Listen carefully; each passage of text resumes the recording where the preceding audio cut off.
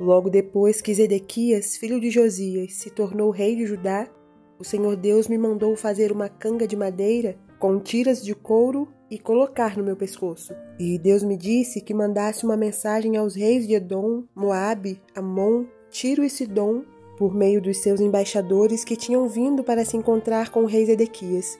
O Senhor Todo-Poderoso, o Deus de Israel, me mandou dizer aos embaixadores que dessem aos seus reis a seguinte mensagem de Deus: Eu, com o meu grande poder e com a minha força, criei o mundo, os seres humanos e todos os animais que vivem na terra, e posso dá-los a quem eu quiser. Fui eu que dei todas estas nações ao meu servo, o rei Nabucodonosor da Babilônia, e fiz com que até os animais selvagens trabalhassem para ele. Todas as nações serão dominadas por ele, pelo seu filho e pelo seu neto, até chegar a hora em que a própria nação dele vai cair.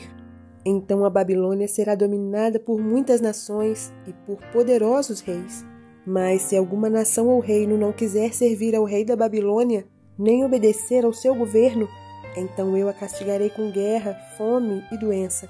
E no fim deixarei que Nabucodonosor acabe com aquela nação. Sou eu, o Senhor, quem está falando.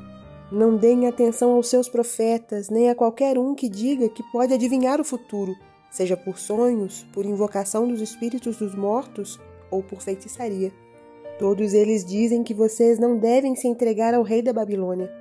Eles estão enganados e farão com que vocês sejam expulsos da sua pátria, levados para longe e destruídos. Mas a nação que obedecer ao reino do rei da Babilônia e o servir, eu deixarei que fique na sua própria terra para cultivá-la e morar nela. Eu, o Senhor, falei. Eu disse a mesma coisa ao rei Zedequias de Judá. Entregue-se ao rei da Babilônia, sirva a ele e ao seu povo, e o Senhor viverá. Porque é que o Senhor e o seu povo haveriam de morrer na guerra, ou de fome, ou de doença?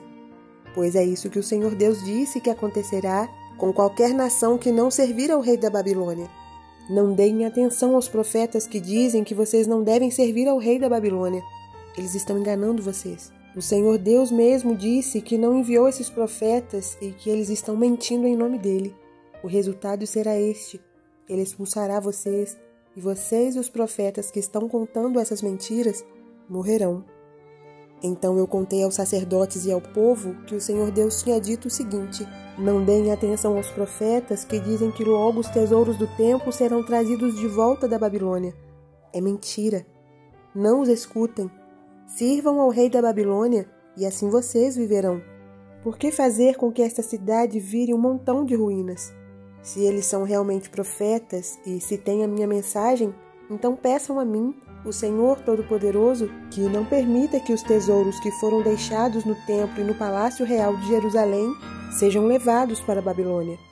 Quando o rei Nabucodonosor levou o rei de Judá, que era Joaquim, filho de Jeoaquim, e também as pessoas importantes de Judá e Jerusalém para a Babilônia, ele deixou as colunas, a bacia, os suportes e alguns outros tesouros do templo. Prestem atenção no que eu, o Senhor Todo-Poderoso, o Deus de Israel, estou dizendo a respeito dos tesouros que foram deixados no templo e no palácio real de Jerusalém. Esses tesouros serão levados para a Babilônia e ficarão ali até que eu volte a pensar neles. Então eu os trarei de volta e os devolverei a este lugar.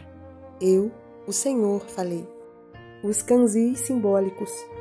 Jeremias deve preparar um sinal da rendição geral de todas estas nações em submissão ao rei da Babilônia. Faze umas prisões e julgos. Julgos com laços para prendê-los, para que o pescoço do animal não escape do jugo. Neles, o profeta deverá colocar o seu próprio pescoço para fazer com que o povo observe a cena como uma representação profética, pois todos iriam indagar: qual é o significado dos julgos de Jeremias? Nós os vemos como um em Jeremias 28:10.